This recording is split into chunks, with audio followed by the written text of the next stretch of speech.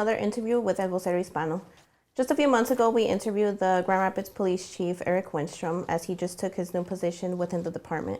Today, we have him here once again to speak about the plan that he proposed last week at the Grand Rapids Commissioners meeting. Thank you for being here, and we're happy to have you here once again. Very nice to see you again. Thank you so much for having me back. Yeah, I just wanted to start off and ask, how have you been? I know it's been a few months, but are you settled in now? And it's been a bit of a whirlwind start, but we've got a great team back at the police department, and I really feel like we're getting on track, and so I'm doing well. Thank you. Okay, that sounds great. And as I mentioned, you presented that plan last week, and it takes effect tomorrow. So I just wanted to speak a little bit more about what you proposed and what that means for the department and the community as well.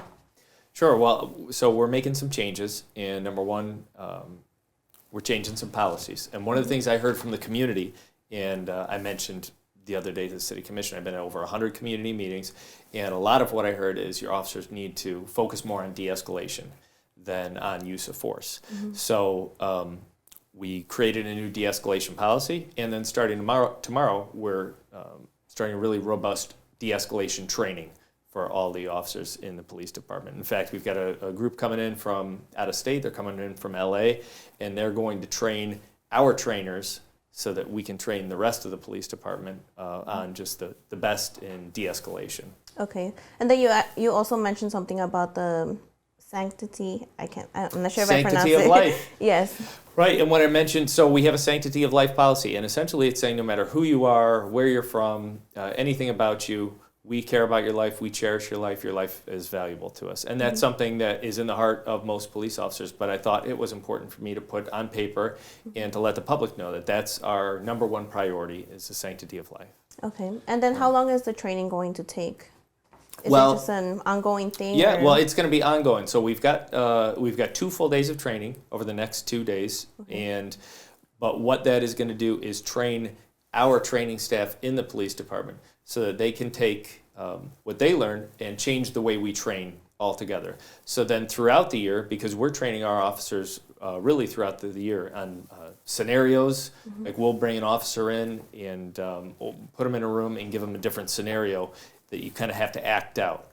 And having those trainers with this new education be able to change all those scenarios through the entire year, we'll be able to just train, and it'll be continuous, so for as long as I'm here. And how likely do you think that your officers would follow this new training? Well, I think very likely. One thing that I've been very happy about coming to the Grand Rapids Police Department is there's a strong training culture, and there's not really a resistance to change. The officers, they want to be the best. They just want to be shown how can we be the best. So they seem very open to it, and I'm very confident that this training will be effective, and then that's the direction we're going to go. Okay, and then once that training is taking place, how do you guys evaluate that they're actually doing the training on the actual job field? Well, so this specific training I'm talking about is de-escalation, and how we would do that is anytime there's a use of force incident. So if they put our hands on somebody or use a weapon or anything like that, we have a system now in place where supervisors will review all the body-worn camera from every single incident. It's not just a few of them, but anytime there's a use of force, the supervisor will look at that. Not only that, but the training unit then gets to look at that video, and they'll look to see is the training working? Are they following the training? And if there's deficiencies, we can make modifications to it. Okay. And then if an officer doesn't follow the training on the actual job field, what kind of consequences could they face? All the way from retraining, counseling, suspension, all the way up to separation from the police department. Okay. And then you propose this for a reason. Why do you think this would work? I think it's the best. I want our police department to be the best. And so I sought out what I think is the best instructors and the best training. And I think it's going to work because I think it's the best in the country. Yeah. I think at this point, anything is worth trying. And, we've seen a lot of incidents in the city. So I think that's a great start, a great plan that you propose for the commissioners. I appreciate that. Thank you. And then another thing that we've seen here in the city is that we don't have that many officers. And I've seen some reports being made that the community is asking for more presence. So how do you think we can get that to the city? Well, you were correct. We're down about 30 officers right now, and recruiting is a challenge, and I expressed that to the City Commission, and I've said that in public meetings and also in other public statements, that it is a difficult time to hire police officers. We need people with a servant's heart who aren't looking to get rich, who are willing to work a job that's sometimes dangerous. It sometimes is just difficult because you have to work holidays or you have to work overnight. So finding those people that want this job is becoming more of a challenge. How we overcome that, in my mind, is what I've asked the commission to do and the public to do, is support your police department more. If you see a police officer on the street, say thank you. I want more public statements of support from city officials, even heads of other city departments. Say like, no, we appreciate the police. They're doing a great job, and we need more police officers. And once potential recruits see that the Grand Rapids Police Department is embraced by its city, I think it'll break down those barriers of recruiting, and we'll be able to fill those vacancies, because we're ready to hire. We've got 31, I believe, vacancies right now, and we're ready to hire as soon as possible. Do you think that the community relations or what's going on now in the community is impacting that? I think after the Patrick Lyoya shooting on April 4th, it became extremely exponentially harder for us to recruit, because there's a lot of jobs right now available in the private sector, but also in law enforcement, where you could go to a town like the Wyoming Police Department or the Kent County Sheriff's or Michigan State Police. You have all these choices, and if you're looking at the Grand Rapids Police Department, it's a great police department. There's a lot of career advancement. It's a big police department, so we have K-9, we have SWAT, we have all these different options. So it's great, but the microscope is on us right now, and the media pressure and everything. So if I'm someone that wants to be a brand new police officer, I might look elsewhere. So certainly the climate that we're in has made it very difficult. Okay. And then at the commissioners meeting, you presented the plan. Why didn't you add adding more officers, I guess, or hiring more officers in that plan as well? Well, so we had a budget, the yearly budget, and that was, I believe, July 1st is when that came about, but we had discussions about it in June. And really, the observation I made is, we're budgeted for 305 officers. We're short about 30.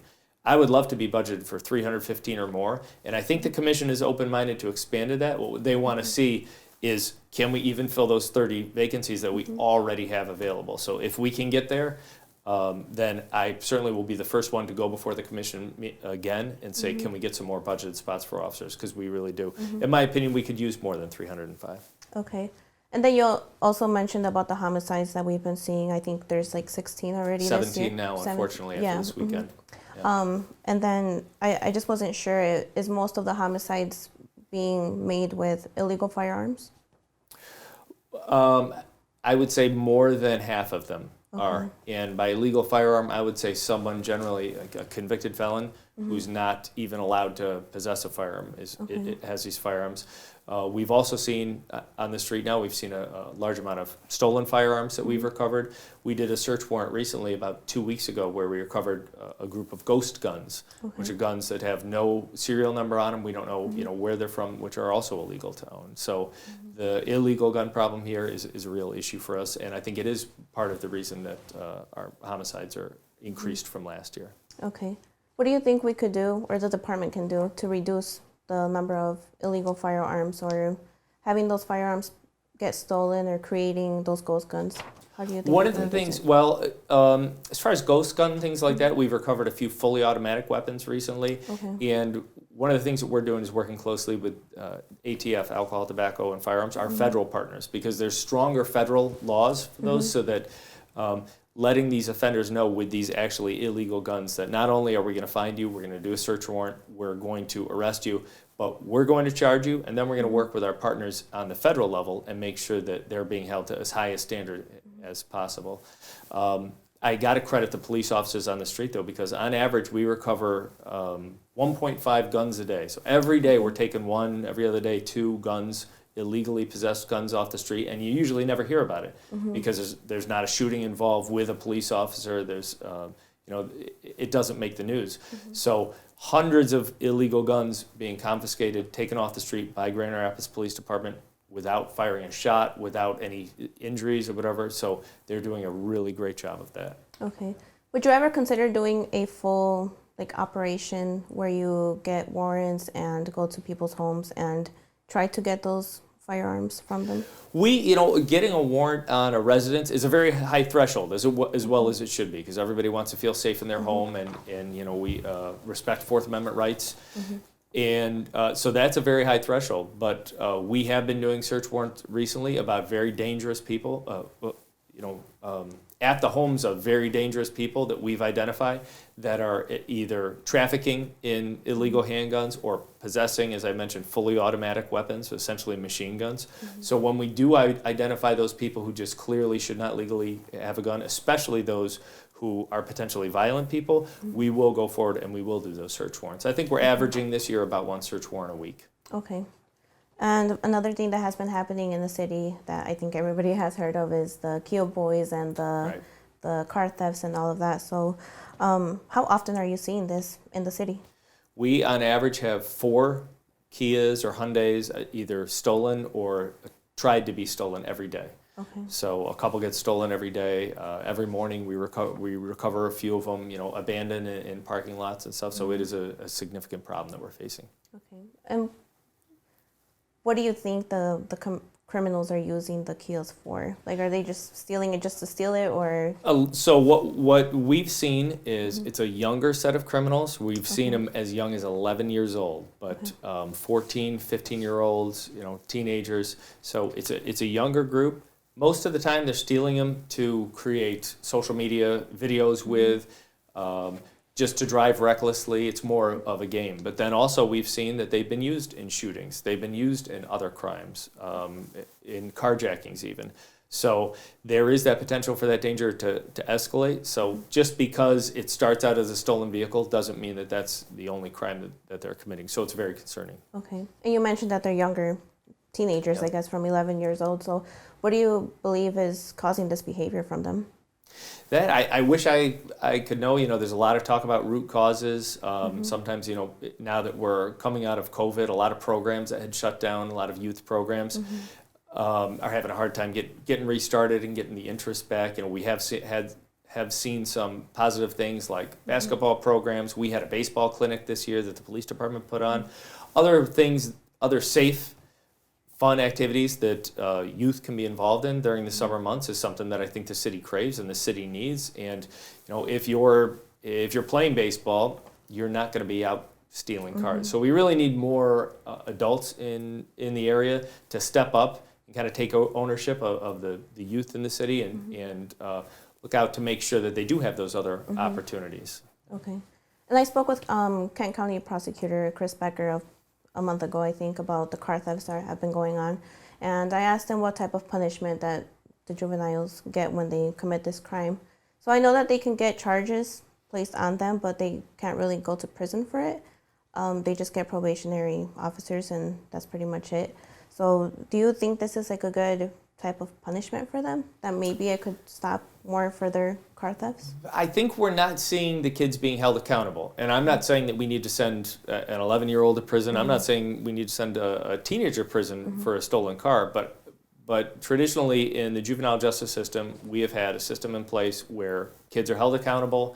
They are put on probation in a meaningful way. At some point in time, they might be sent to a residential facility where they are forced to stay there. It doesn't resemble an adult prison. It's a place where they can obtain more education and more services to kind of let them have different avenues available to them, so they're not going down this path because when they become adults then, now we're talking about they are going to jail. They are going to prison if they continue down this path. So just to get them back on the right course. And I know that the state and the county are short of resources, just like the police department is. I think they're short-staffed. There's only 2 residential facilities, holding facilities for juveniles in the state. So nobody seems to have the space. And so really the other parts of the justice system, like we can make as many arrests as we can and do an exceptional job of it. But at the end of the day, some of these youth are getting out, getting released immediately and stealing another car the next day. So it's just not working. How often are you seeing these well, I don't want to say criminals because they're still young, teenagers, and I feel like they are probably going through something at home maybe, and they're just finding their way out committing these crimes. But how often are you seeing them being the same person doing this? Significant amount of time over and over and over. Yeah, in fact, I think it's probably about the same group of about 30 to 50 kids in Grand Rapids that's responsible for an overwhelming majority of the car thefts this year. Okay. And if they get arrested frequently, is that the, the time frame or the time that they actually get sent to prison? If there are enough cases, but for a simple car theft, I think it would take quite a few times before you're actually held in a juvenile correction facility. But like I said, sometimes these vehicles are used in other things, carjackings and shootings, and that's the real danger, that people are going to get really hurt from this. Yeah. Okay. Those are pretty much all the questions I had, but I'm just wondering if you have anything else that you would like to let the community know. We mentioned recruiting and hiring. We are looking for people with a servant's heart that want to be police officers. I think the Grand Rapids Police Department is a great place to have a career. And if anyone is interested, go on our website. It's joingrpd.com. And you can see the hiring process is ongoing, so you get started with the process today. Okay, sounds good. Thank you for being here once again. Thank you for having me again. Yeah. And then if you guys have witnessed or seen any crimes happening, I have the number on screen to contact the GRPD. It's 616-456-3380, and Silent Observer as well, which is 616-774-2345. Once again, thank you for being here with us, and for more interviews in English and Spanish, you can visit our YouTube page at El Vocero Hispano TV or our Facebook page, El Vocero Hispano, and our website, elvocerous.com. Thank you.